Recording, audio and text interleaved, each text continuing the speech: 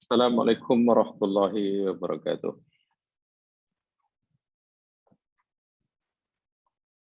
Innal hamdalillah nahmaduhu nasta'inuhu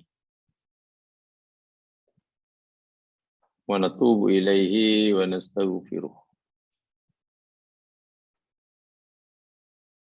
Wa na'udzu billahi min syururi anfusina wa min sayyiati a'malina.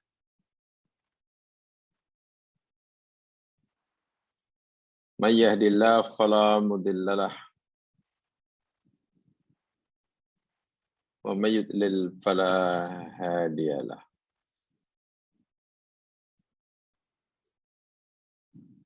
Asyhadu an la ilaha illallah wahdahu la syarika lah.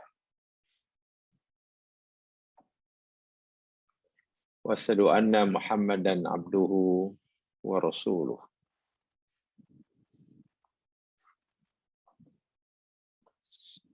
Allahumma salli ala Muhammad wa ala ali Muhammad kama sallaita ala Ibrahim wa ala ali Ibrahim. Wa barik ala Muhammad wa ala ali Muhammad kama barakta ala Ibrahim wa ala ali Ibrahim.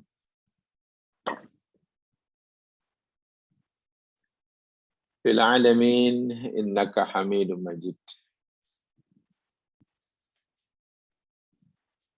Bismillahilladzi la yadurru ma ismihi syai'un fil ardi wala fis sama'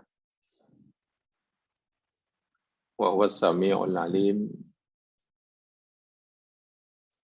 Bismillahilladzi la yadurru ma ismihi syai'un fil ardi wala fis sama' wa huwas samiul alim.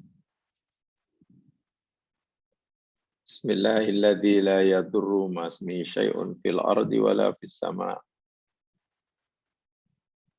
wa huwas samiul alim.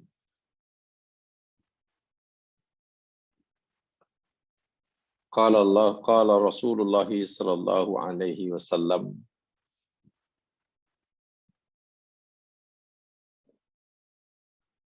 khairul ashabi 'indallah khairuhum li sahibihi wa khairul jirani 'indallah khairuhum li jari.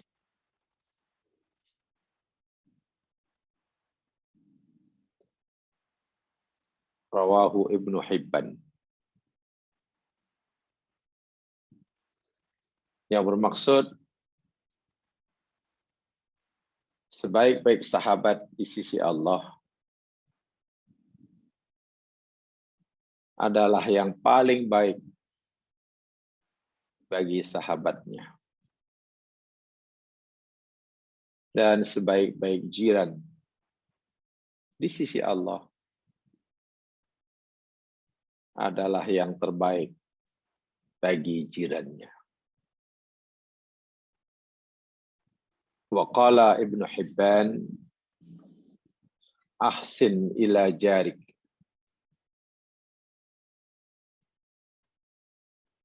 takun mu'minan. Berbuat baiklah kamu kepada jiran kamu, niscaya kamu akan menjadi orang mukmin yang sebenar.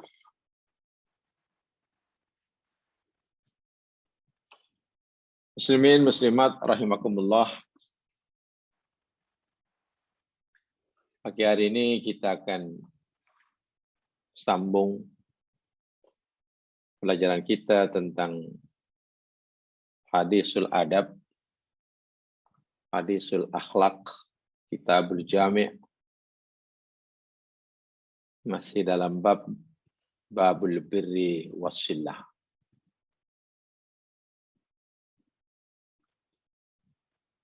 Hadis yang terakhir yang kita pelajari, hadis yang ke-1492 berkaitan dengan kejiranan.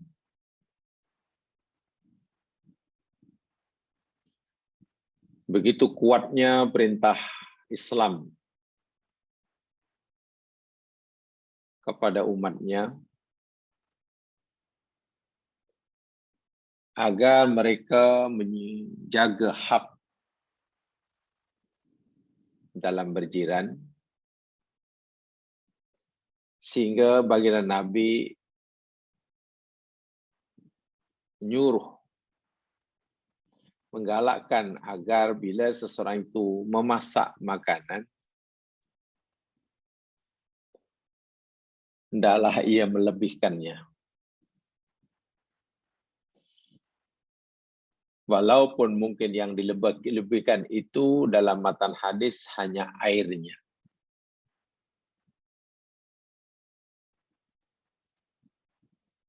Supaya dengan memasak lebih, dia dapat berkongsi dengan jiran-jirannya. Hadis ini walaupun tidak semestinya diamalkan secara harfiah,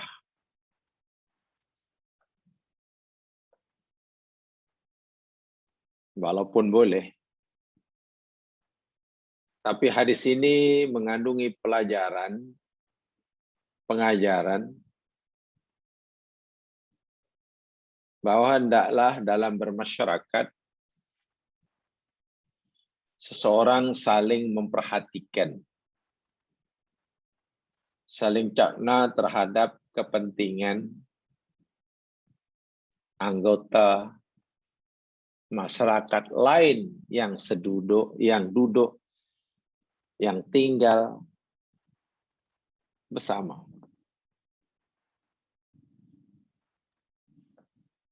Dicontohkan oleh Nabi berbagi rezeki, berbagi makanan. Bahkan di dalam hadis lain, hadis yang dikatakan oleh Bukhari dalam Sahihul Adabil Mufrad,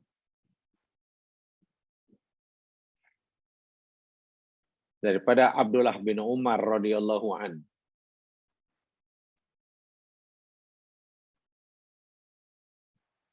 Beliau berkata, aku mendengar Rasulullah Shallallahu Alaihi Wasallam bersabda,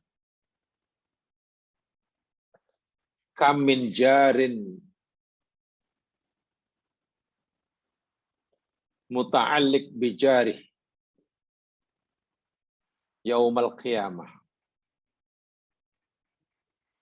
Betapa banyaknya kelak pada hari kiamat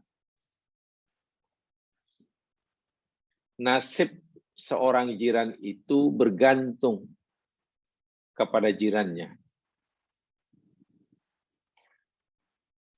Bila diartikan secara luas, betapa banyaknya nasib seseorang itu di akhirat kelak, senang ataupun sebaliknya, bergantung kepada temannya, pada kawannya. Yaqul, berkatalah jiran ini, ya Rabb, sal hadha. Wahai Tuhanku, tanyalah engkau kepada orang ini. Orang ini maksudnya jiranku ini dahulu. Hamba-Mu ini dahulu pernah berjiran dengannya, ya Allah. Hamba-Mu ini dahulu pernah berkawan dengannya, ya Allah. Hamba-Mu ini dahulu pernah berkongsi niaga dengannya, ya Allah. Hamba-Mu ini dahulu semasa pernah melakukan kerjasama dengan orang ini, ya Allah. Tanya kepada dia sekarang, ya Allah. Lima aglaqa babahu duni. Kenapa dahulu menutup pintu rumahnya buat aku? Tengok bahasa dia. Jiran A ini kata, ya Allah tanya pada B yang dulu jadi jiranmu. Kenapa dahulu dia, B ini menutup pintu rumahnya buat aku? Maknanya buat tak baik kepada aku.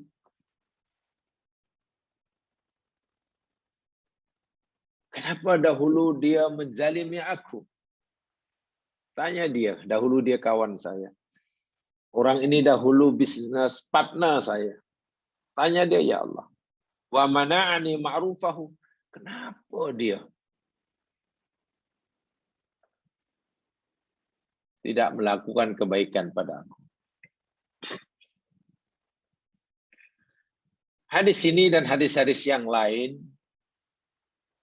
ini tambahan penjelasan saya pada siri-siri lepas, menunjukkan betapa besarnya sebenarnya hak orang lain terhadap kita. Sebagaimana kita punya hak terhadap mereka dalam berjilan, berkawan, bekerja sama, makna yang luas lah, bermasyarakat. Mereka pun punya hak juga terhadap kita. Sebagaimana kita punya hak untuk tidak disakiti, ditipu, dizalimi oleh mereka, mereka pun punya hak untuk itu semua. Sebagaimana kita merasa berhak untuk diperlakukan dengan adil, dengan baik, mereka pun punya hak untuk merasa perlu diperlakukan dengan sedemikian rupa. Inilah garis panduan Islam yang sangat jelas dan sangat nyata. Kita rasa gerun, saya merinding rasanya bila Nabi memberitahu kita nasib seseorang jiran di akhirat, masuk surga ke masuk neraka, gitu maksudnya, bergantung pada apa kata jirannya. Tak takut macam mana? Nasib seseorang di akhirat, surgakah atau nerakakah, bergantung kepada apa kata kawannya, apa kata rakan kongsinya di dunia. Bila rakan kongsinya, bila kawannya banyak kata, oh ini jiran yang baik, ya. Ini jiranku yang baik. Surgalah dia. Tapi ya Allah, ini dahulu teruk dia, ya Allah. Kenapa dia menutup pintunya bagi aku? Kenapa dia menzalimi aku? Kenapa? Bagaimana jika jiran kita, kawan kita, bisnis, niaga kita, partner kita, memberikan kesaksian yang buruk terhadap kita? Karena mereka dahulu pernah kita perlakukan dengan buruk semasa di dunia. Rupa-rupanya nasib seorang di akhirat bukan semata-mata dia telah rajin melakukan sholat, dia telah rajin mengkaji Al-Quran, dia telah rajin hadir di majelis-majelis agama. Tidak cukup. Nasib seseorang di akhirat juga ditentukan sahamuni apa, seserasi apa hubungannya dengan sesama. Hablum minan nas. Tidak hanya cukup memastikan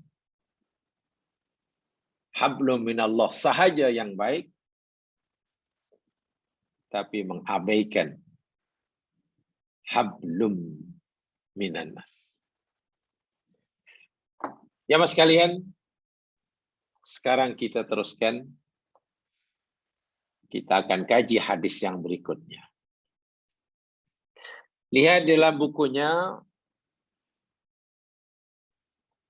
hadis yang berikutnya, yakni hadis yang ke-1493, muka surat 859. dalam terjemahan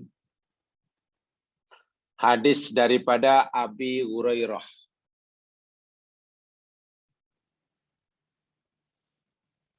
Kalau dalam hadis dalam kitab Subulus Salam, Syarah Bulughul Maram, nomor hadis yang ke 1378. Sama aja lah. Nomor untuk memudahkan kita mencarinya. Bunyi hadisnya sama. Daripada Abu Hurairah. Hadis ini berkaitan dengan Allahu fi aunil abdi maka al-abdu fi auni akhih. Allah akan sentiasa menolong hambanya selagi mana hamba itu masih mau saling tolong menolong.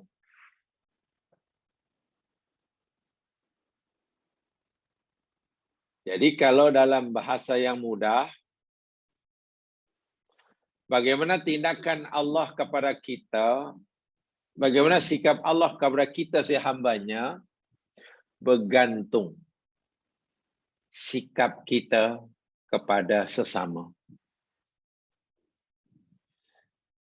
Bila umat Islam khasnya, sikapnya sesama Muslim saling bantu-membantu, tolong-menolong, saling ingin meringankan beban mereka, saling kasih mengasihi, maka begitu jugalah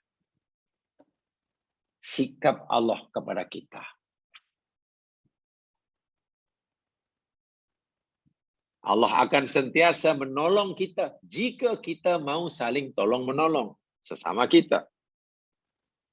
Allah akan mengasihi kita jika kita mau saling mengasihi sesama kita. Itu maksudnya. Baik, kita bacakan hadisnya. Jemaah sekalian, lihat. Nah, hadis yang ke-1493. Saya bacakan dahulu. An Abi Hurairah radhiyallahu anhu qala qala Rasulullah sallallahu alaihi wasallam man naffasa an muslimin kurbatan min kurabid dunya,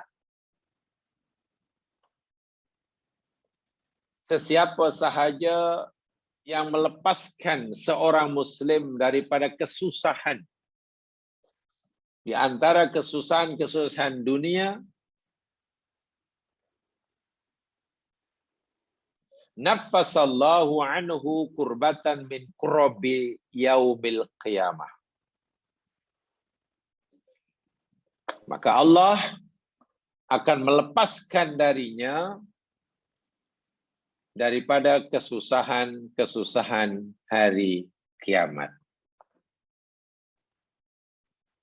Wa man yassara ala mu'sirin,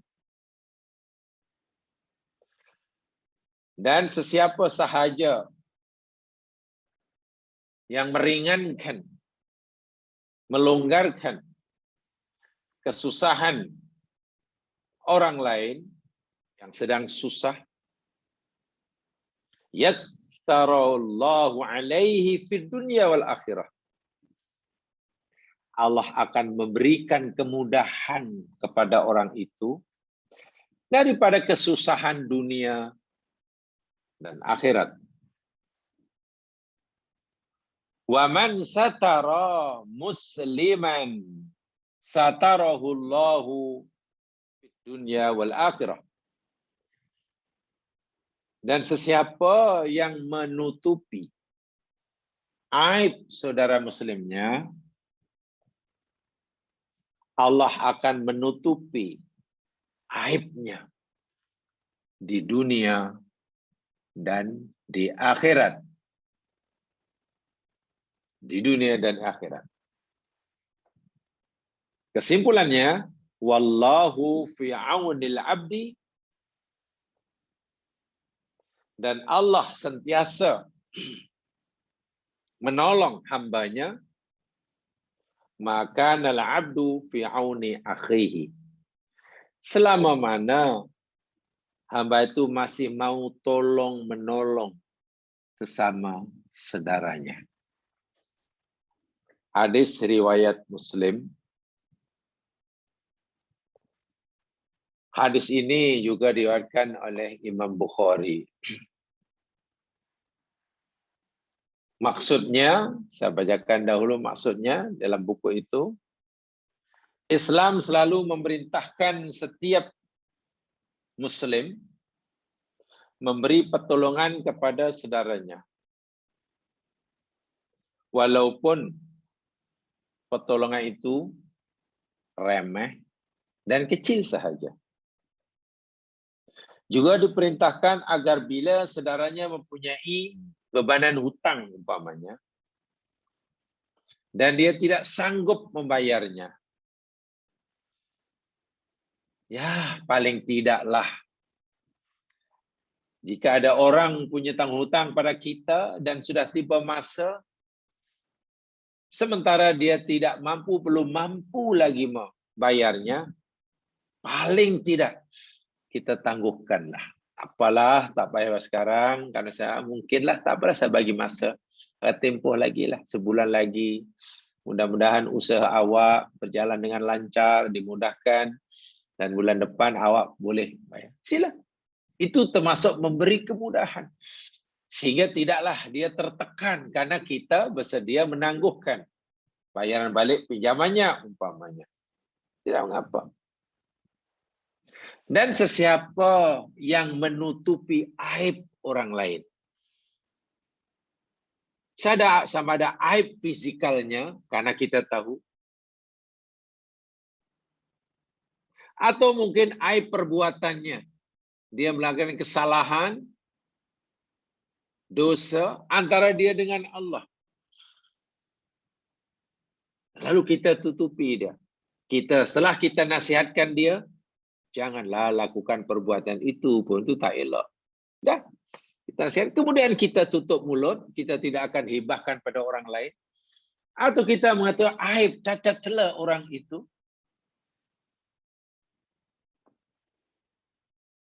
Mungkin tindakan yang kurang sopan, cara makan yang kurang sopan, gelucut, apalah. Dan kita tutup mulut. Tidak beritahukan pada orang lain. Maka Allah nanti akan tutup cacat celah kita di akhirat. Dunia pun Allah akan tutup. Kesimpulannya seperti mana saya tadi, sikap Allah kepada kita bergantung kepada sikap kita sesama Muslim. Hadis ini juga difahami, diamalkan oleh ulama hadis. Mereka menyimpulkan al-jaza'u min jinsil amali. Balasan yang Allah sediakan bagi hamba-hambanya itu adalah min jinsil amal. Sama dengan perbuatannya. Balasan yang Allah janjikan, balasan yang Allah akan berikan kepada hambanya itu sama jenis dengan amalan yang dia buat. Sama. Jika amalan baik yang orang itu buat, yakni meringankan bebanan orang lain, maka ganjarannya pun Allah berikan padanya. Allah akan ringankan bebanan orang itu. Jika amal baik yang dilakukan oleh seorang itu, yakni menutupi aib orang, tidak menceritakan aib saudaranya, ganjarannya sama. Allah akan tutupi aib orang itu. Ini namanya al-jaza min jinsil amal. Dan inilah yang disebut sebagai termasuk sunnah rabbaniyah atau mungkin sunnah ilahiyah. Sama. Tidak mungkinlah Orang berbuat baik kepada sesama, lalu nanti Allah berbuat tak baik kepada orang itu. Atau orang berbuat jahat kepada sesama dia, lalu Allah berbuat baik pada orang itu. Tidak mungkin. Hatta jika kita ingin memperbetulkan kesalahannya pun, jangan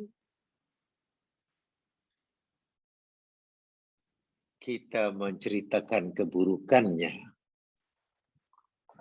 Ada satu hadis jemaah sekalian.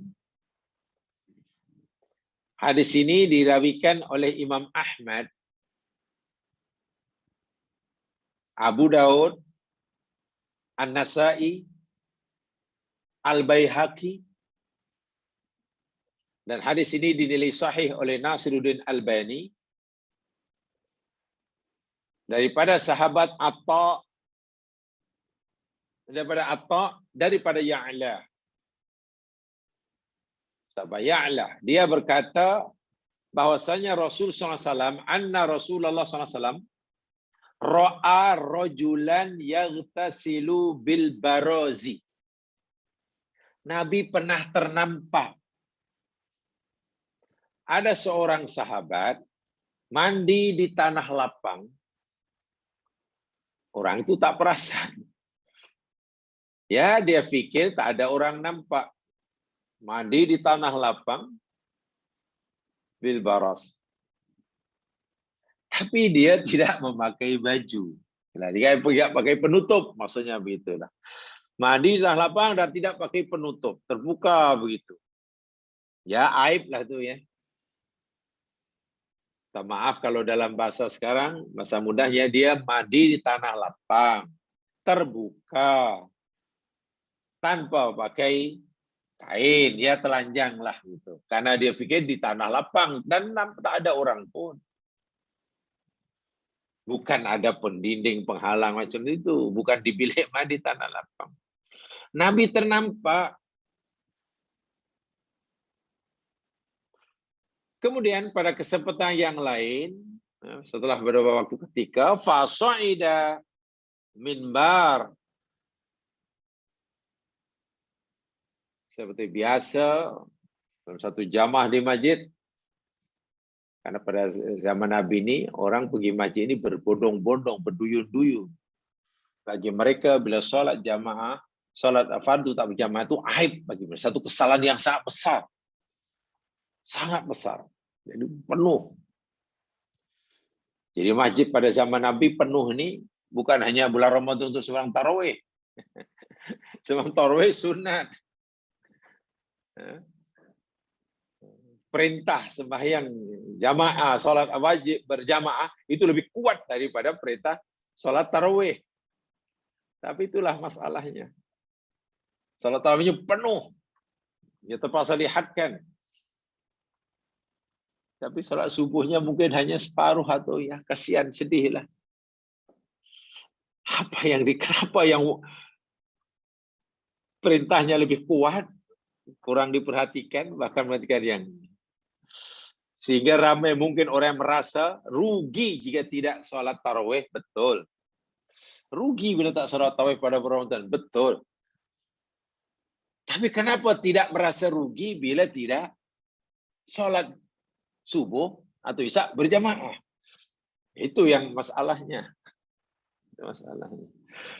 Jika tidak melakukan salat tarawih di masjid pun merasa rugi, sepatutnya ia lebih merasa rugi jika salat subuh atau isya tak berjamaah.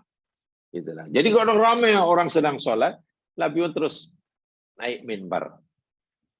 Selepas memuji Allah, hamidallah wa na'alai, apa Nabi sabda? Nabi secara umum sabdanya. Innallaha azza wa jalla halimun hayyun sittirun. Wahai kamu sekalian, sesungguhnya Allah Subhanahu wa taala itu Maha Halim, penyantun. Allah itu sifatnya hayyi, pemalu. Masya-Allah. Allah sifatnya pemalu. Allah itu yakni sitirun, tertutup, dan memang punya sifat satar yang maha menutupi. Yuhibbul haya, wasatr. Allah ni suka kepada sifat malu yang dimiliki oleh hambanya. Dan Allah juga suka sesuatu yang tertutup. Sebab itu fa'idha tasala ahadukum fal yastatir. Apabila seseorang kamu tu mandi, ya hendaklah buat penghalang lah, buat penghadang. Tengok, Nabi tak sebut siapa orang tu. Nabi cakap itu secara umum. Dan ada di kalangan jamaah yang pernah melakukan yang mandi terbuka. Dan itu aib. Tapi Nabi tak sebut, kamu kenapa tempoh hari kamu? Tak. Nabi terus sampai ke umum. Allah ini, wahai sahabatku, sifatnya pemalu. Dan Allah suka benda yang tertutup. Sebab itu jika seseorang kamu mandi, hendaklah falyastatir. Tengok. Dan tidak ada seorang pun sahabat yang akhirnya, hatta yang melakukan itu pun tidak merasa malu. Karena dia tidak tahu. Karena tidak ada orang yang tahu. Yang tahu hanya Nabi. Nabi yang tahu pun masalah rupanya tutup. Nabi tak kata selepas muji Allah, kemudian, wahai kamu semalam, saya tengok dia, Masya Allah, di depan orang ramai. Itu Rasulullah. Wah, Rasulullah manusia yang paling sempurna. Jika Nabi menegur perbuatan sahabatnya yang salah, paling layak untuk menegur sebab dia paling sempurna. Tidak pernah melakukan keburukan. Tapi kenapa Nabi tak? Tak. Ditutup-tutupi. Sebab memang aib kan? Mandi, tak pakai baju, tak buat apa namanya, istilahnya telanjang di tempat terbuka dan tak ada penghalang pula. Tak ada dinding pula. Dan sahabat tadi lakukan, ya karena dia fikir tempat yang salah dan tak ada orang yang melihatnya. Tapi Nabi ternampak. Rasulullah SAW. Jadi hatta menegur pun memang pula tegur. Tapi bayangkan jika Nabi ketika nampak itu, Nabi dekati orang itu. Lalu tegur dari jauh. Sekurang-kurangnya ya Mas Yan. Pasti sahabat yang mandi tadi tahu bahwa ada orang tahu. Allahu Akbar, Nabi pula tahu. Kan rasa jiwanya pasti lebih tertekan. Tapi Nabi pastikan. Nabi ingin pastikan sahabat tadi tak tahu bahwa ada orang tahu. Nabi nak pastikan sahabat tadi tak tahu bahwasanya ada orang yang tahu. Yakni Nabi sendiri. Sehingga perasaan malu, tersinggung. Tidak ada. Kan ketika Nabi bercerita secara umum itu, dia tidak merasa yang itu ditujukan pada dirinya. Kan Nabi cerita secara umum. Masya Allah. Walaupun akhirnya dia pun, oh ya rupanya tak boleh ya. Tak boleh hari itu aku telah melakukannya. Karena berlaku pada dan Nabi sampaikan secara umum. Ingat. Ini yang dicontoh. Nabi bukan hanya bersabda, tapi Nabi buktikan. Ini akhlak seorang mukmin. Akhlak seorang mukmin dicontohkan oleh Nabi tadi, bukan akhlak seorang mukmin merujuk pada sahabat yang mandi terbuka tadi. Yang mandi terbuka itu bukan akhlak seorang mukmin. Akhlak mukmin maknanya yang dicontoh oleh Nabi tadi. Melihat sesuatu yang dilakukan oleh orang lain, yang ianya aib bagi orang itu sebetulnya, tapi Nabi tidak hibahkan. Masya Allah. Tak tahulah kalau hari ini mungkin orang akan ambil gambar dia kemudian diviralkan gambarnya. Apalagi kalau orang jahat kebetulan pula yang mandi itu orang tidak disukai. Ambil gambar viral. Heboh. Malu luar biasa.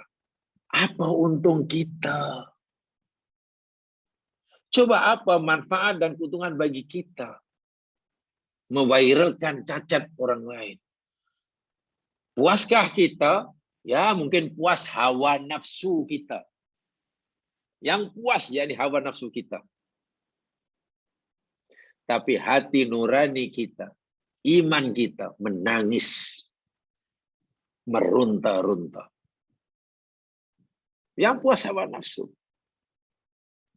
Hati-hati. Sebab zaman sekarang, hadis ini, untuk hari ini jemaah sekalian, Masya Allah, sangat-sangat penting. Sangat-sangat penting untuk kita jadikan panduan. Jadi saya ulangi kembali kepada hadis ini. Boleh kita simpulkan hadis ini dengan bahasa yang ringkas. Al-jaza'u min jinsil amal. Balasan yang Allah akan berikan kepada hambanya itu sama dengan jenis amal perbuatan yang dilakukan oleh hamba tersebut. Sama betul. Dan bukan hadis Nabi sahaja, bahkan dalam Al-Quran banyak dalil-dalil seperti itu. Sikap Allah kepada kita bergantunglah pada sikap kita. Quran firman rupanya hal jazaa'ul ihsani illal ihsan. Tiadalah balasan ihsan kecuali ihsan. Sama kan? Itu surah Ar-Rahman ayat 60 itu. Tiadalah balasan buat baik itu kecuali kebaikan juga. Lilladzina ahsanul husna wa ziyadah. Bagi orang-orang yang ahsanu, buat kebaikan, Allah bagi al-husna, kebaikan juga. Bahkan ditambah az-ziyadah. Bagi orang yang buat baik, Allah akan bagi kebaikan. Bahkan ada tambahan.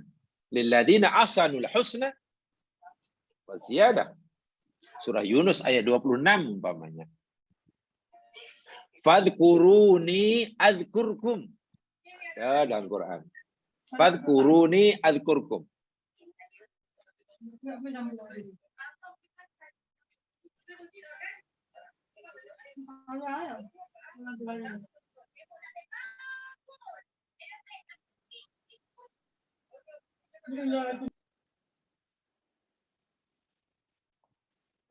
Fadhkuruni adzkurkum.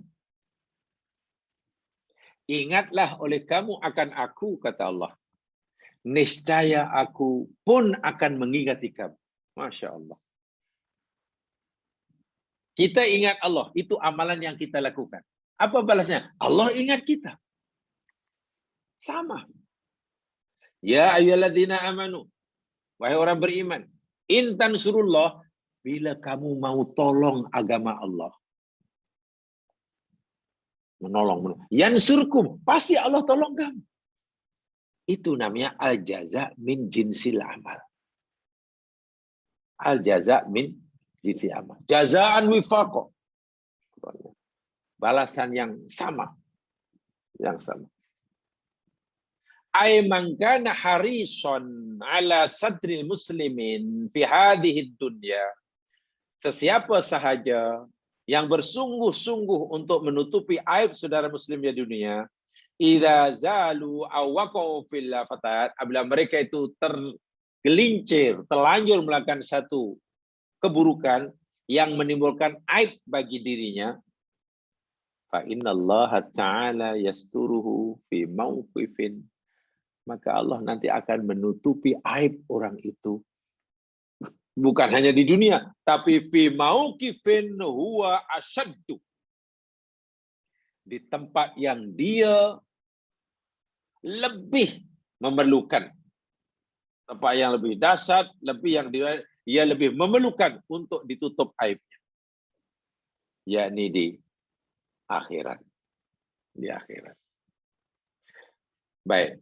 Saya ingin tambahkan lagi satu hadis. Bahwa balasan itu sama betul dengan perbuatannya. Balasan yang Allah sediakan di akhirat sama. Min jinsil amal. Sama dengan perbuatannya di dunia. Hadis daripada Abi Hurairah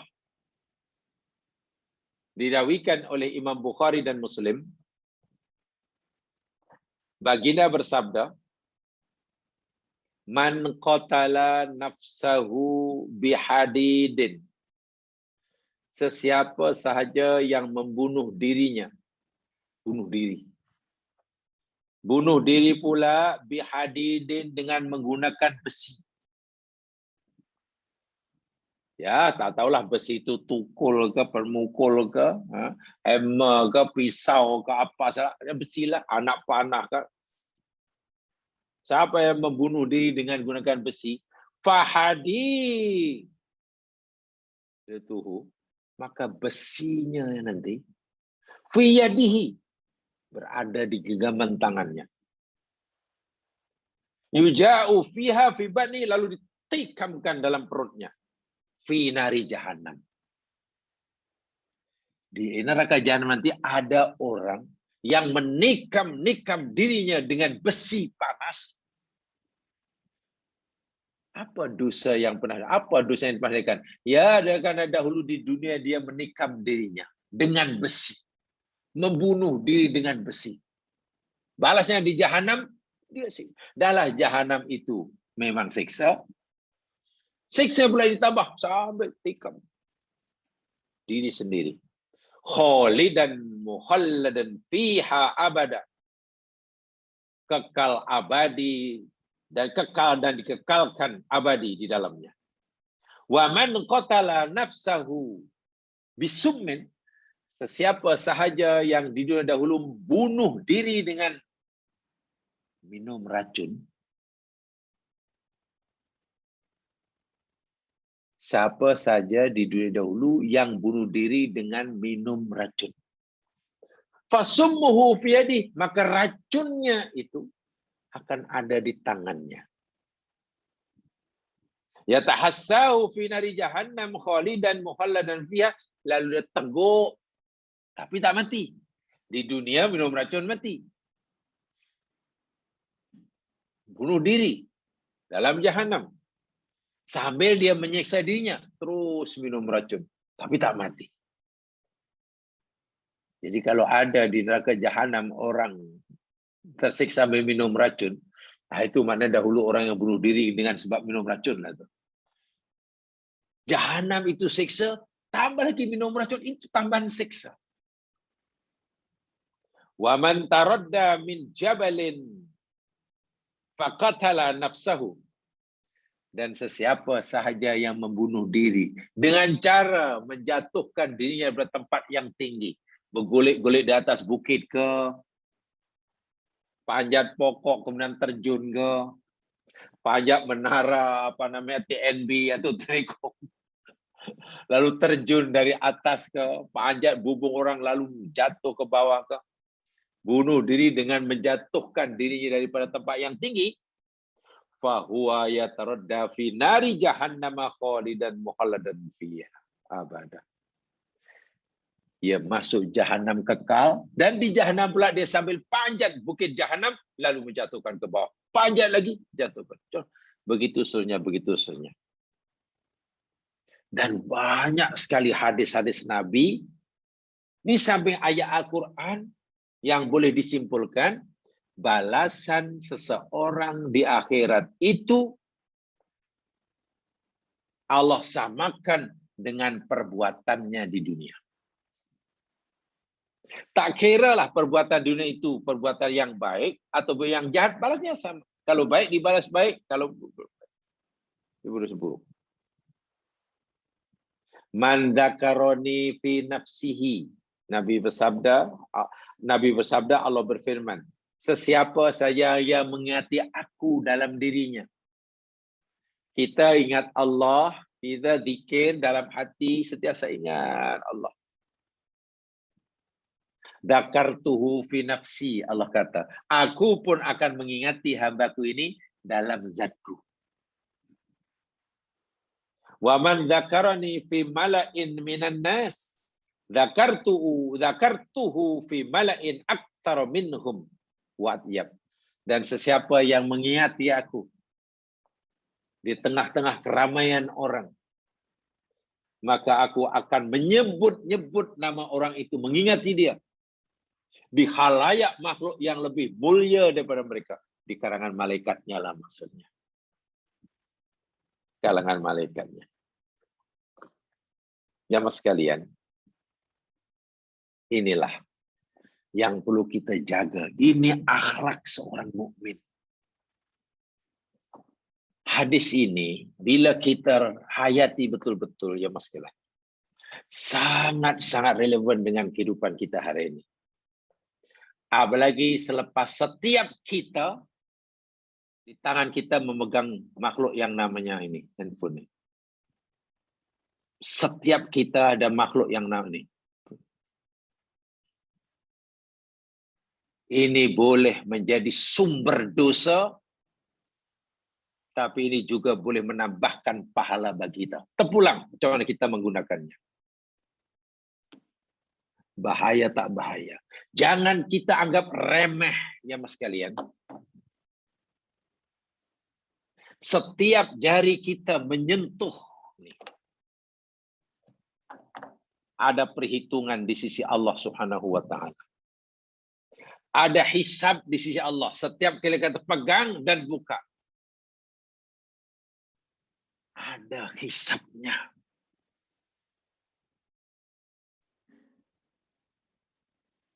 Mana dalilnya? Ada hisab, ada rekod itu. Kan handphone baru ada sekarang. Nabi SAW telah wafat meninggalkan kita 14 abad lebih dahulu. Takkanlah Nabi sudah cerita tentang handphone. Sehingga ada diceritakan oleh Nabi, disinggung oleh Al-Quran. Ada. Lihat di dalam Al-Quran ya mas sekalian. Firman Allah Subhanahu wa Ta'ala, lihat surah Qaf.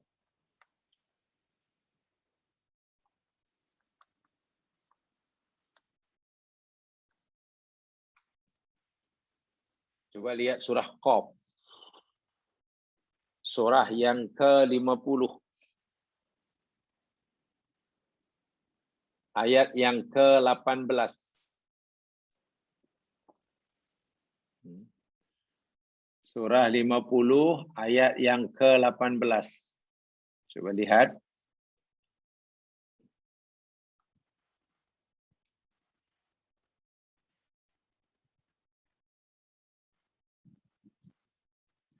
A'udzu billahi minasyaitonir rajim. Ma yalfizu min qaulin illa ladaihi raqibun atid. Ma yalfizu, tidak ada satu lafaz pun yang terkeluar.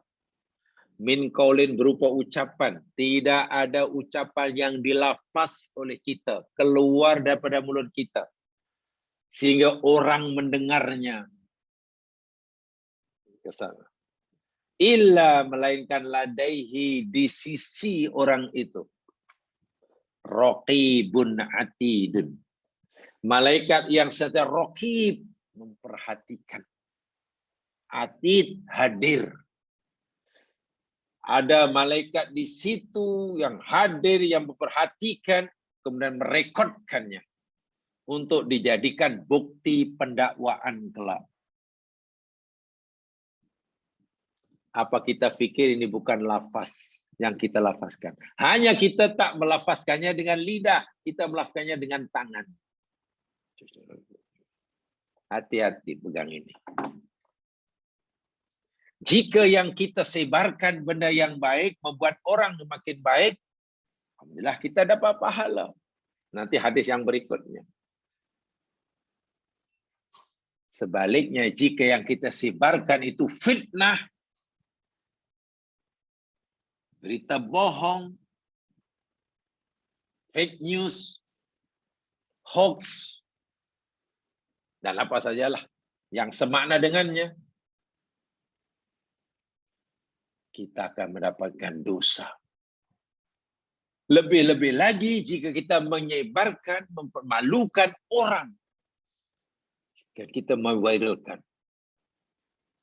Tiba-tiba orang tu baca, subhanallah, kenapalah kawan kita sangguplah memalukan diri aku ni.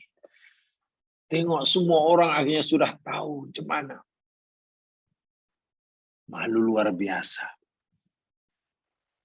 Kalau kita mengaibkan seorang, mendedahkan aib seorang, ya Mas kalian, kepada seorang, itu pun aib kita akan didedahkan oleh Allah di akhirat. Bagaimana kita jika kita dedahkan aib seorang kepada ramai orang? Coba saya ulangi. Jika kita mendedahkan aib seorang kawan kepada seorang kawan kita yang lain, itu pun sudah cukup untuk Allah akan dedahkan bongkar aib kita. Bagaimana jika kita dedahkan, hibahkan aib seorang kawan kepada ramai orang? Lebih dahsyat lagi.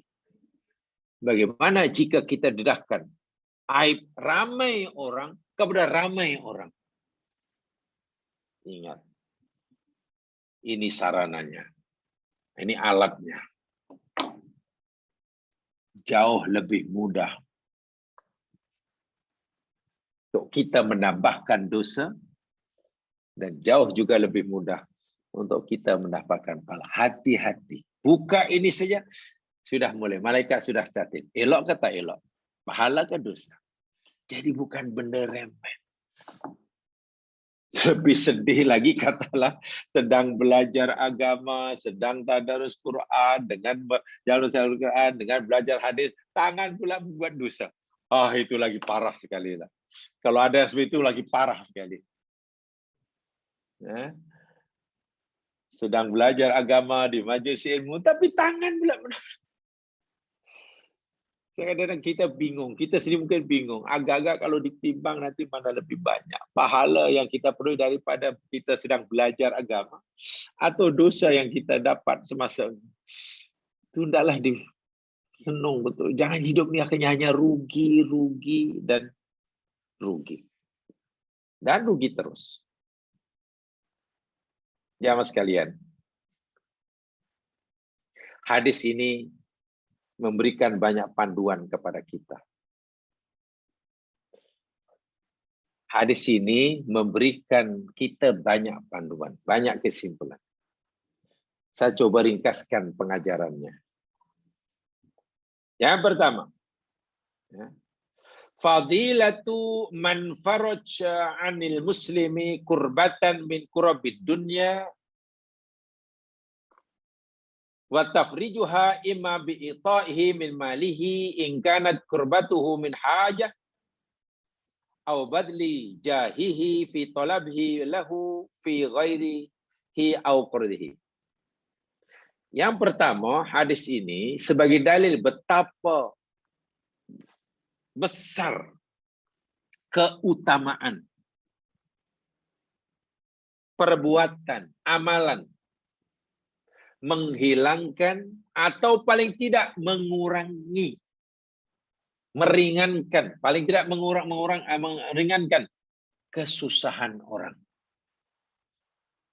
Kalau mengurangkan orang yang susah, lalu kita berusaha untuk mengurangkan kesusahannya, itu pun fadilahnya besar. Bagaimana jika kita berusaha untuk menghilangkan, membebaskannya? Satu. Besar sekali. Dan caranya macam-macam. Mungkin karena dia sedang susah, perlukan makanan, kita bagi makan. Dia sedang susah, katalah dia nak cari pekerjaan, kita pula tahu tempat kerja kosong, lalu kita tunjukkan, akhirnya kita tunjukkan ini. Tadi saya katakan, mungkin dia susah karena ada di belenggu hutang. Ada Tuhan pada kita. Sudah tiba masa yang tak mampu bayar, lalu kita ringankan, tak apa, bayar dulu. Saya tangguhkan lagi, usaha dulu, mudah-mudahan lah bulan depan dah dapat. Masya Allah, dah dapat pahala. Sebelum pun kita dapat balik bayaran hutang yang jadi tanggungannya, kita sudah dapat pahala. Apa pahalanya? Allah akan ringankan kesusahan dan bebankan dengan kita. Ada kawan, dia jualan, dia susah nak menanggung ekonomi keluarga. Jadi dia jualan apa? Jualan makanan mungkin. Ya, mungkin jualan makan nasi ke apa, nasi campur. Mas malangnya dia mau, dia rajin. Masalahnya dia tak tahu, kurang pandai memasak. Masak lauk 2 jenis, yang mana laku? Nasi campur lauk hanya 2 jenis. Ya, kalau laku pun sikit sangatlah. Tak ada pelanggan datang. Kita pula tahu pandai memasak. Apalagi kita ada diploma, ada sijil. Kita ada sijil daripada UiTM. Karena dahulu kita ambil masak culinary. Tapi kita tak pernah masak. Kita ada ilmu. Kita ada ilmu asal masak macam-macam. Resipi macam mana kita boleh buat. Jenis masakan. Masak pun tidak, bahkan kita makan pun beli. Lalu kita cemana. Okeylah, saya ingin tolong kawan. Kasihan.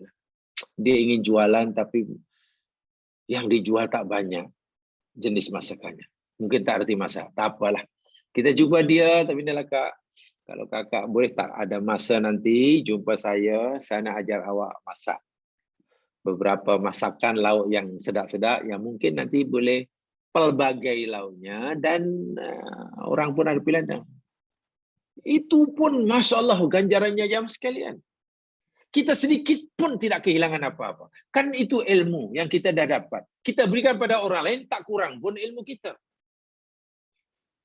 Jangan malah dia ketika ada jumpa kita nak minta, boleh tak awak tolong saya masak.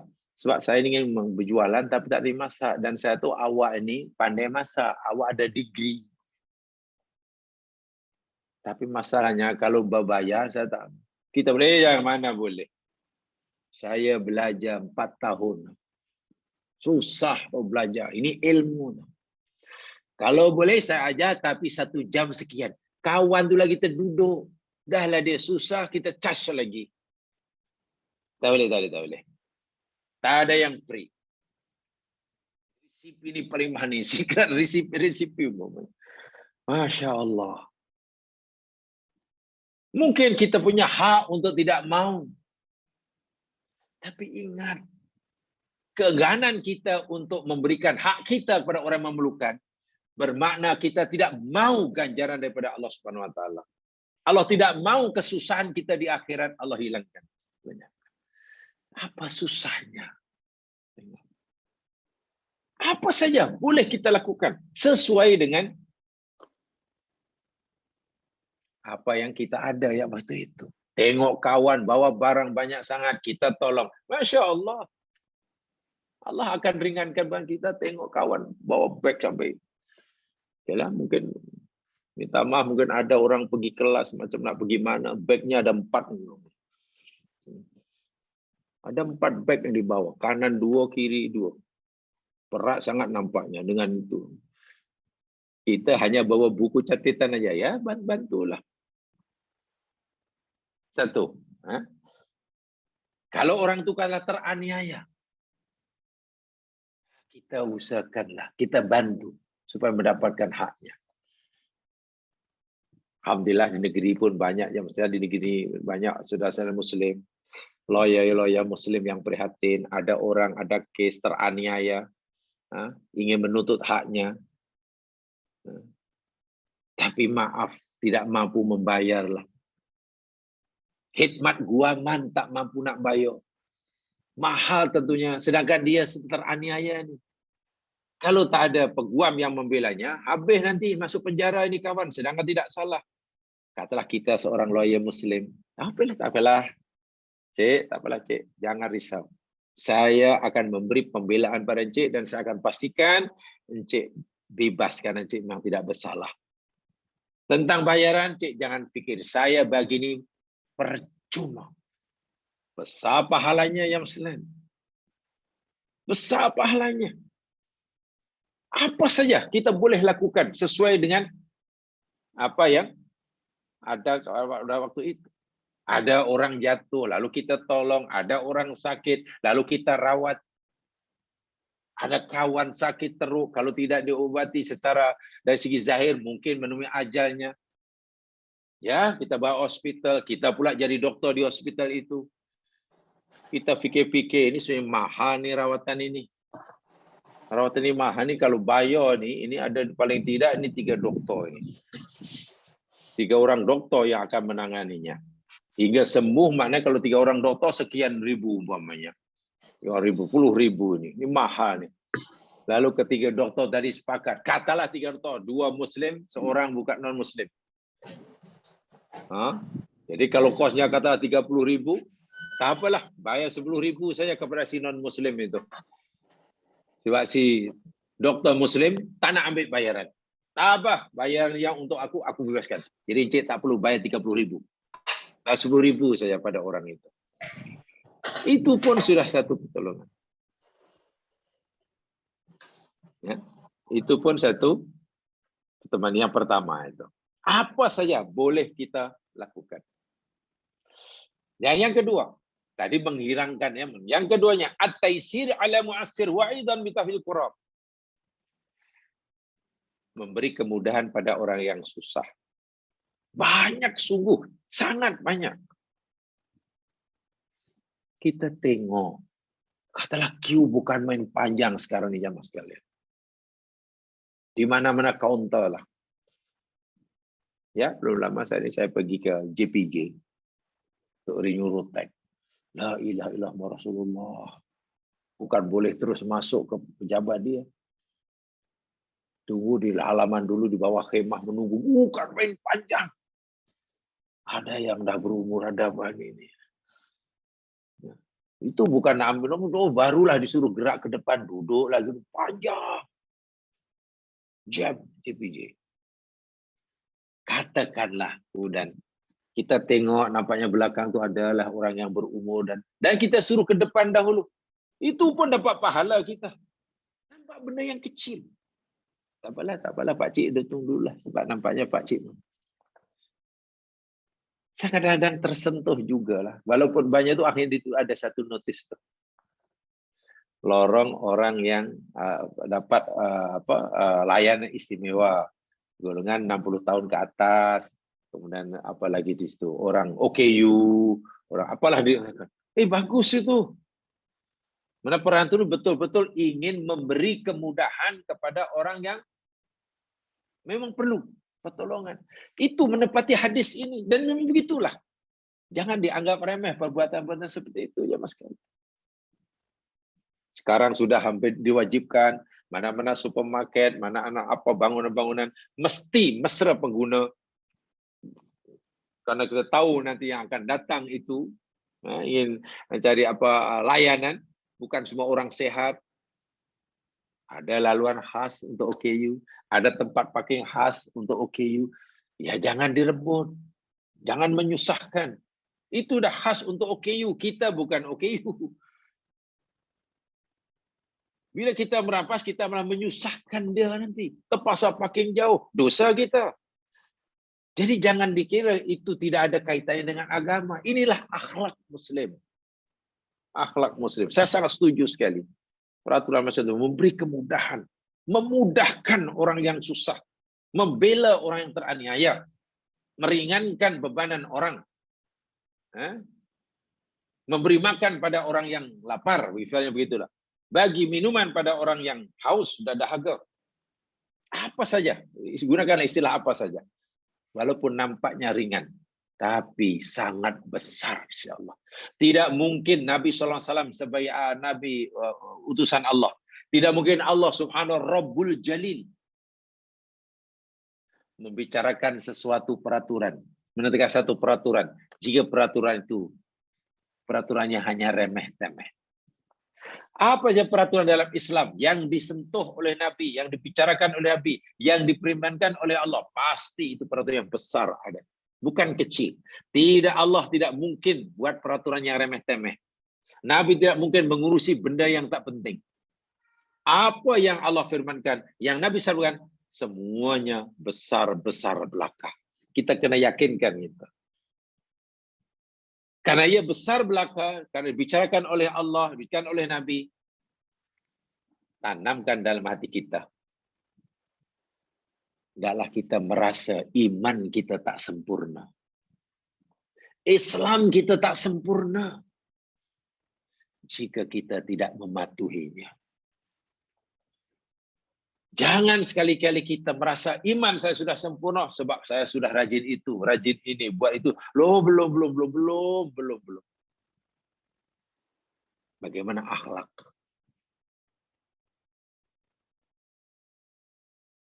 Bulughul Maram, hadis yang kita pelajari jam ini. Kalau kita belajar daripada awal-awal lagi, kan di sana mula-mula bab taharah, suci. Suci sudah lepas taharah. Situ ada solat, situ ada zakat, itu ada puasa, itu ada jual beli, ada bla bla bla bla semuanya. Paling akhir dia di bab akhlak. Karena ini kemuncaknya. So kalau kita menganggap bab taharah itu penting, ya memang penting. Bab sholat itu penting, memang penting. Mama bab akhlak pun juga penting. Itulah maksud saya. So ketiga-tiga ini walaupun boleh dipisahkan, walaupun dipisahkan, tapi tak boleh dipisahkan. Poin yang ketiga, man satara musliman ittala minhu ala ma la yanbaghi idharuhu min az-zalad wal tarat fa innahu ma'jur bima dzakarahu. Sesiapa yang menutupi aib orang lain yang tak sepatutnya didedahkan kepada orang lain.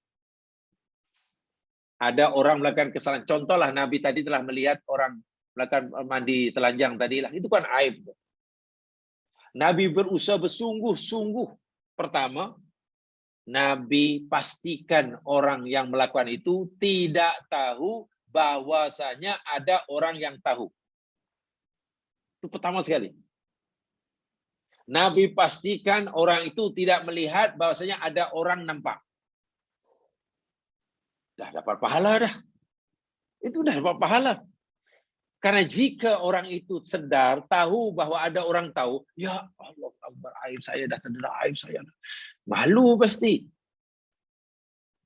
Dan yang kedua, tengok cara Nabi mengingatkannya. Bukan langsung kepada orang itu. Buat secara umum. Dan Nabi tak sebutkan orangnya, bahkan Nabi pun tak sebutkan kejadiannya di mana, bila. Nabi hanya kata, Allah ni pemalu, wahai sahabat sekalian, dan suka benda tutup. Sebab itu, jika ada seorang kamu yang ingin mandi, hendaklah pakai penghalang, lah tutup. Bisa luar biasalah adab Nabi seperti ini. Saya pernah ceritakan dahulu ketika kita bicara qalbun salim. Zaman itu masih ingat seorang ulama yang zuhud, namanya Hatim Al-Asam. Boleh lihat dalam Hilyatul Auliya itu kisah orang-orang soleh itu dalam Sifatus Sofwah atau Hilyatul Auliya itu banyak sekali. Mulai pada pribadi sahabat dan orang-orang tabi'in, luar biasa itu. Baca itu nanti. Pasti kita merasa diri kita terlalu kecil di hadapan mereka. Hatim Al-Asam. Asam itu bukan nama pemberian orang tuanya, tapi gelaran yang diberikan oleh orang lain. Asam bukan gelaran yang glamour. Sebab Al-Asam makna si peka. Jadi Hatim si peka. Kita kagum pada pribadi Hatim. Ini orang alim, warak, zuhud, abid. Ya, ketika saya sedang duduk di satu tempat dan tak jauh daripada tempat Hatim duduk itu ada seorang perempuan. Minta maaf, perempuan itu sedang mengeluarkan bom atom. Sedang mengeluarkan karbon dioksida. Ya, agak kuat juga lah. Hatim pasti dengar sebab dia tidak peka. Telinganya tidak peka, pasti dengar. Hidungnya pasti menghidu sesuatu yang tidak sedap, pasti. Kan tak jauh daripada tempat dia duduk. Perempuan tadi serba salah. Salah tingkah, malu macam mana nih. Aku seorang perempuan, telah melakukan satu aib luar biasa. Depan seorang laki yang sangat alim. Untuk memastikan. Perempuan ditanya pada si Tuan Hatim, Tuan Hatim, Tuan Syekh. Saya nak tanya sedikit Tuan Syekh. Ya, apa? Pura-pura dan ya apa? Ulangi apa nak tanya? Saya nak tanya pada Tuan Syekh apa? Adakah Tuan Syekh mendengar apa-apa suara? Apa? Diulang. Jadi seperti mana respon si Hatim? Macam pura-pura peka. Apa dia? Adakah apa-apa ke? Dengar apa suara apa-apa ke? Bau apa-apa ke? Dia masih, apa yang you cakap? Kuat sikit, kuat sikit. Setelah cakap, kuat, oh adakah Tuan Hatim dengar? Oh ya, saya tidak dengar apa-apa. Saya tidak dengar apa-apa. Perempuan ini lega hati dia. Lega karena Masya Allah, nasib baik Tuan Hakim ini tak dengar. Peka rupanya. Wah, si Tuan Hatim, si Syekh Hatim tadi, hanya pura-pura peka. Tujuannya apa? Nak menutupi rasa malu si perempuan tadi. Sebab kalau perempuan tu tahu yang Hatim tahu, jika perempuan tu tahu yang Hatim mendengar, ya pasti malulah. Walaupun sekurang, ada Hatim dengar gimana, ya Allah malunya aku. Dia tak nak perempuan tu malu. Yang susah, nampaknya remeh, tapi coba kalau kita boleh coba, mampu atau tidak mampu melakukan seperti itu. Ini tinggi seni, ini akhlak mukmin yang luar biasa. Akhirnya dia mendapat gelar Hatim si peka hingga matinya. Masya Allah. Dia lebih rela dituduh peka daripada mempermalukan orang lain atau membuka aib orang lain. Itu risiko. Tapi takkan hanya karena dipanggil peka, dia jadi peka. Tidak juga. Di akhirat ganjarannya luar biasa. Jika yang panggil peka itu niatnya menghina, lagi dapat pahala lagi. Tapi coba kalau Hatim dengar, apalah tak sopan lah dengan mungkin perbuatan malu lah, biar tersinggung, minta maaf lah, tolonglah saya betul-betul tak sengaja. Saya minta satu aja pada Tuan Syekh, tolong jangan cerita sama orang. Mungkin, iyalah, you jangan khawatir. Saya tak akan cerita pada orang lain. Mungkin lega sikit, tapi belum sepenuhnya. Karena sekurangnya dia tahu ada orang tahu. Inilah contoh. Nabi begini juga. Nabi melihat, tapi Nabi tidak mau orang yang dilihat itu perasan yang Nabi melihatnya. Kemudian Nabi menyampaikan peringatan secara umum. Jangan dianggap remeh benda seperti ini. Ini akhlak mukmin. Ganjarannya Allah sebutkan. Nabi sebutkan. Dengan adanya makhluk inilah, ini yang saya pegang. Inilah yang bahaya. Inilah yang mungkin nanti akan mengurangi atau minta maaf, menghabiskan pahala kita. Sholat bagus diterima, sholat bagus diterima, mengaji bagus diterima, tadarus bagus diterima, pahala belakang. Tapi mungkin pasal makhluk yang satu ini boleh mengurangi sikit. Karena ramai orang teraniaya karenanya. Boleh jadi habis, muflis kata Nabi. Tanpa disadari. Dalam muflis, tiba-tiba aib dia didedahkan oleh Allah Subhanahu wa Ta'ala di hadapan semua makhluk di akhirat. Ingat, itu penting sekali. Sangat-sangat penting menutupi aib orang. Ini aib sama ada aib fisika aja mas sekalian atau apa sajalah. Ataupun dosa seorang itu, tapi dosa pribadi kepada Allah. Itu tutup. Tapi kalau dosa itu dosa sosial, yaitu kena report. Ada orang mencuri. Mencuri apa? Mencuri kotak amal di masjid. Kita tahu, jangan senyap-senyap. Report lah. Dosa sosial. Katalah dosa pribadi. Pribadi apa? Katalah dia bulan Ramadan, kawan itu tak puasa, suruh-suruh makan. Kita melihatnya, ya kita nasihati, tak puasa ke? Ini Ramadan dong. Tak ada halangan untuk tidak puasa. Untuk puasa artinya sepatutnya puasa karena tak ada keuzuran.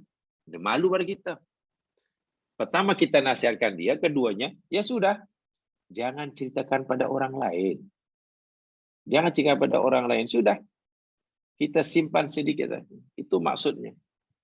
Itu kalau dosa pribadi, ya. Imam Al-Mubarakfuri, Syekh Mubarakfuri, ketika memberi sarahan kepada Sunan At-Tirmizi dalam kitabnya Tuhfatul Ahwazi, apa ulasan beliau? Man satara musliman, siapa yang menutupi aib seorang muslim, maksudnya aib badanahu, mungkin aib tubuh badannya. Minta maaf, mungkin tubuh badannya kurang ideal, makanya. Ukuran dia kurang ideal, katalah. Tapi itu kan bukan pilihan dia, kehendak Allah. Ya mungkin adalah mungkin terlalu rendah ke, ikut daripada saiz badan terlalu pendek ke, atau terlalu tinggi karena kecil tinggi sehingga macam lidi. Ya sudahlah, itu Allah menghendaki apa. Atau mungkin pakai baju semuanya warna tak sesuai dengan warna kulit. Ya sudahlah. Sudah, itu urusan dia. Kita tutupi aib dia. Tidak mendedahkannya. Atau aib cacat celanya atau apa. Bi'adamil ghibati lahu. Jadi kita tanpa menghibahkannya, tanpa mengumpatnya, tanpa menyebarkan pada orang lain. Wa hadza binisbati man laisa ma'ruf bil fasad. Dan ini nisbah kepada orang yang tidak laisa ma'rufan bil fasad, yang melakukan perbuatan yang tidak dikenal ia sebagai kerusakan. Kalau dia melakukan perbuatan yang tidak dikenal sebagai kerusakan, saya tadi adalah dosa sosial, curi ke barang ke apa ke, apa nih, buang sampah merata-rata sehingga parit tersumbat, bila hujan akhirnya banjir umpamanya. Nah, ini kerusakan. Kesalahan dia itu bukan hanya aib baginya, tapi menimbulkan kerusakan pada orang ramai. Nah, ini patut kita anturfa'a. Kita patut bawa ke tengah, jumpa pada wali, penguasa, supaya diambil tindakan. Patut. Apa laman rupanya di sini awak buang sampah. Tengok sekarang apa jadi. Kalau kita jadi busuk pasal, itu bolehlah di report kan, di report kan. Fa'in ra'u fi ma'siyah, fa'yun ku bi'ati qadha, tapi setelah kita tegur. Jadi ada mana yang kita boleh tutup, mana yang kita tak boleh tutup. Jamaah sekalian, ada satu hadis untuk menguatkan pemahaman kita terhadap hadis ini. Hadis ini bersumber daripada Abi Barozah Al-Aslami. Ada yang bacanya Abu Burzah. Dirawikan oleh Abu Daud, oleh Imam Ahmad, oleh Abu Ya'la, oleh Imam Baihaqi, dengan sanad yang jayyid, seperti mana kata Imam Al-Iraqi dan Tahrijul Ihya, bahkan dinilai sahih oleh Nasiruddin Albani. So hadisnya sabit. Rasul sallallahu alaihi wasallam bersabda, "Ya ma'syara man aman bilisani walam yadkhulil iman qalbah." Kata Nabi, wahai manusia atau wahai orang-orang yang beriman dengan lidahnya. Lidahnya beriman, asyhadu alla ilaha illallah wa anna rasulullah, anna mu'min, anna muslim, mu'min, muslim, muslim. Tapi walam yadkhulil iman fi qalbihi, sedangkan imannya belum masuk dalam hatinya. Lidahnya saya beriman, tapi hatinya belum beriman, gitu maksudnya. Belum masuk. Itu seperti mana Arabi dalam surah Al-Hujurat itu ada. Itu. Apa pesan Nabi kepada orang-orang macam ini? Yang imannya hanya di mulut, tapi belum masuk dalam hati. La ta'tabul muslimin. Kamu janganlah suka mengumpat, menceritakan keburukan saudara muslim kamu. Bila kamu nampak keburukannya, cacat celahnya, tutupilah. Jangan kamu ceritakan pada orang lain. Bahasa sekarang jangan kamu viralkan. Satu. Yang kedua, wala tattabi'u auratihim, kata Nabi. Dan janganlah kamu mencari-cari aib mereka. Kamu korek-korek, kamu cari-cari kesalahan dia. Jangan. Pasti adalah keburukan, pasti ada kekurangan, namanya manusia. Tapi jangan kamu cari-cari kesalahannya. Buat apa kamu ingin mengetahui kesalahan dan kekurangannya? Bahkan jika kamu mengetahuinya pun, walaupun tidak kamu sengajakan, kamu wajib tutupi, kamu tak boleh hebahkan. Fa'innahu, kenapa Nabi bilang itu? Kerana jika dilanggar, kita suka mendedahkan aib orang, kita suka mencari-cari aib kesalahan orang, apa balasannya? Fa'innahu manittaba'a auratihim. Sesungguhnya siapa saja yang suka mencari-cari aib, cacat celah orang lain, yattabi'illahu auratahu, pasti Allah Subhanahu wa taala akan cari-cari kesalahan orang itu.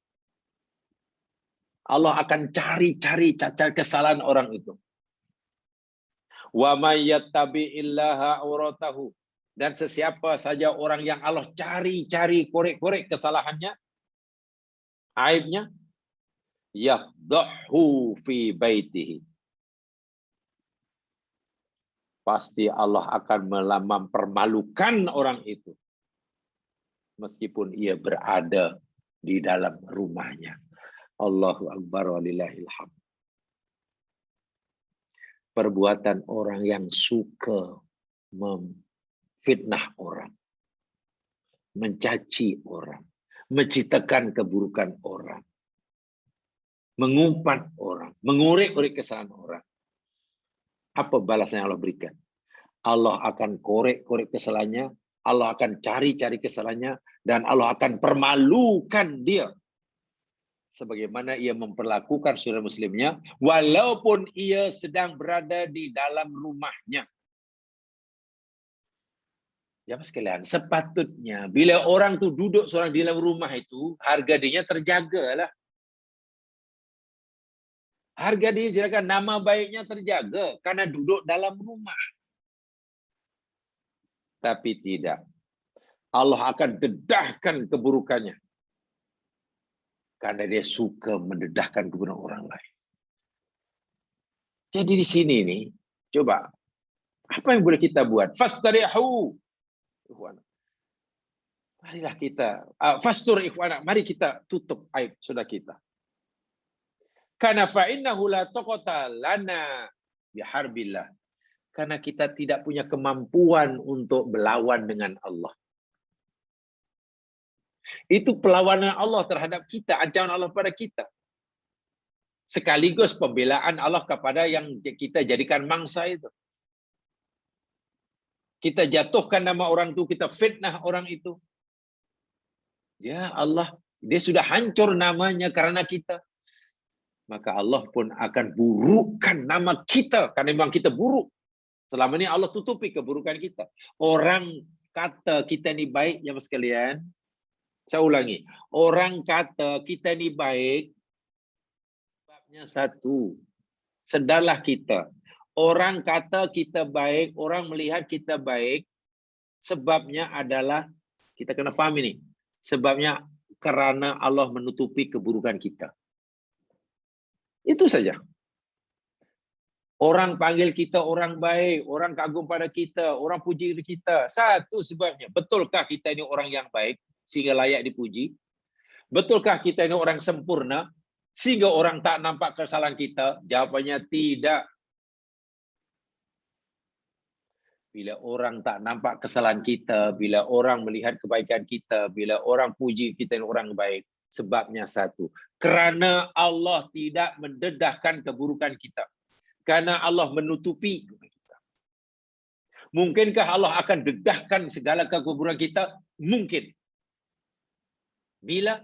Ketika kita sudah tega, sampai hati tergamak mendedahkan aib orang, mencari-cari kesalahan orang, mempermalukan orang, menjatuhkan harga diri orang. Bila kita sudah begitu, Allah pun sudah tidak mau menutupi aib kita. Allah akan permalukan kita walaupun kita duduk dalam rumah. So macam mana kita nak melawan Allah Subhanahu wa taala seperti ini?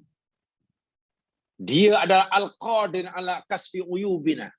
Dia itu maha berkuasa mendedahkan aib kita. Maha berkuasa. Wa hafidhu bina, dan juga menghibahkan dosa-dosa kita. Allati la ya'lamuhan nasu.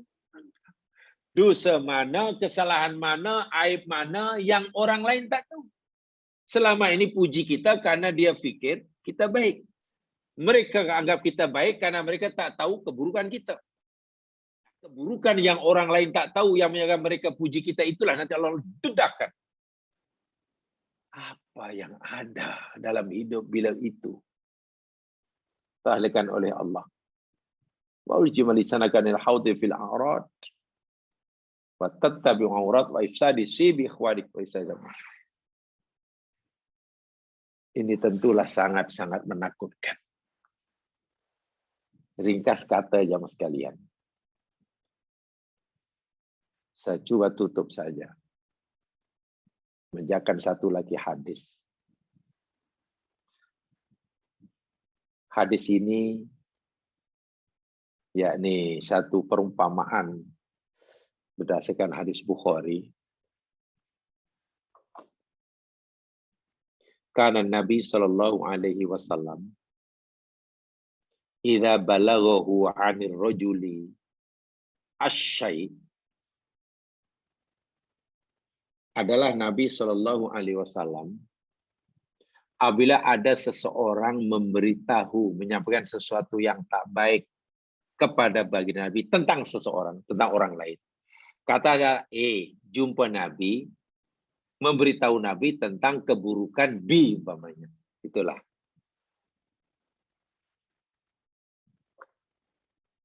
Apa Nabi kata? Apa respon Nabi? Lam yakul, Nabi tak akan kata kepada ma balu fulan yakul. Apa pasal dia cakap macam tu? Apa pasal dia tak kata dia. Ma balu fulan yakul, dia. Nabi gunakan dhamir satu. Katalah jumpa Nabi, ya Rasulullah, si B itu buat macam ini. Si B itu orangnya kata ni bla bla bla ini. Katalah begitulah. Nabi tak kata, Nabi tak respon. Pasal apa B kata macam tu? Pasal B perangai macam tu? Tak. Nabi tak kata begitu. Sampai Nabi kata walakin yakul, tapi Nabi bersabda, ma balu aqwamin yakuluna kadza wa kadza. Kenapalah ada satu kaum berkata begitu. Nabi sebut kaum umum, bukan sebut orangnya. Walaupun tadi menyampaikan pada Nabi orangnya disebut. Nabi tak sebut lagi orangnya. Nabi tak mau menyebut kata gantinya dia, tak mau. Jangan nak sebut orang yang sebut dia pun Nabi tak kata. Nabi tak kata kenapa dia kata begitu, tak. Apalagi Nabi, kenapa B kata begitu? B buat begitu, tak. Tapi Nabi, ma balu aqwamin yaquluna kadza wa kadza. Ma balu aqwamin yaf'alu kadza kadza. Kenapalah ada umat manusia, ada kaum yang kata macam tu, yang buat macam tu. Masyhur ni jamaah sekalian. Sikap Nabi. Jadi ketika Nabi merespon benda yang betul pun, dia tak kata dia secara umum. Ini bagi saya satu betul maklumat akhlak yang panduan akhlak saksiah yang sangat terpuji. Sehingga Rasul mendapat gelaran dalam Al-Qur'an ya. Wa innaka la'ala khuluqin adzim tu binijamakan. Sesungguhnya engkau ni Muhammad berada pada akhlak beliau yang sangat agung. Allah yang mengakui keagungan akhlak Nabi. Dan Nabi jangan lupa sabda Nabi yang penting sekali untuk kita perhatikan Di samping sabda Nabi semuanya penting belaka. Tapi ada sekian sabda Nabi yang paling penting, untuk kita perhatikan. Baginda bersabda, innama bu'ittu liutammima shalihal akhlak. Dalam matan yang lain, liutamma makarimal akhlak. Hanya senya, tengok, adatul hasri. Hanya senya aku dibangkit oleh Allah jadi utusannya ini semata-mata, lain tidak, hanyalah untuk bagi menyempurnakan budi pekerti yang luhur. Akhlak, akhlak, akhlak, dan akhlak. Itu misi utama Rasul SAW. Semua perintah agama, sholat, haji, puasa, tujuan akhirnya yakni menyempurnakan akhlak kita. Akhlak itu kerja hati, bukan luaran ya. Kalau kita hanya luaran yang baik, bukan dalam hati, itu bukan akhlak itu. Hanya pura-pura depan. Akhlak itu sudah dalam hati. Duduk seorang pun macam tu, ramai-ramai pun itu, belakang orang pun macam, itu akhlak. Kalau depan orang nampak ramah tamah, di belakang itu kasok, itu belum akhlak. Ramah tamah itu hanya tuntutan kerja. Maklum kerjanya menuntut dia supaya ramah tamah melayan pelanggan. Itu belum akhlak itu. Karena bila tidak sedang bekerja, sedang off, kata taklah macam itu ramahnya, tak banyak senyum. Nah, ini bahayanya. Pasti stres orang seperti ini. Pasti stres. Sebab masih belum jadi akhlak, masih ada sifat kepura-puraan. Sifat kepura-puraan. Mari kita amalkan akhlak mukmin, karena ini boleh memufliskan kita. Berkaitan dengan akhlak, boleh memufliskan seseorang di akhirat jika tidak berhati-hati. Wallahu alam. Mudah-mudahan diberkati Allah Subhanahu wa taala dan bermanfaat bisa menyampaikan. Alhamdulillah dalam kongsi bersama. Subhanakallahumma bihamdika asyhadu an la ilaha illa anta astaghfiruka wa atubu ilaik. A'udzu billahi minasyaitonir rajim wal 'ashr innal insana lafi khusr illa alladziina aamanu wa 'amilus shalihaat wa tawashaw bil haqq wa tawashaw bis sabr. Assalamualaikum warahmatullahi wabarakatuh.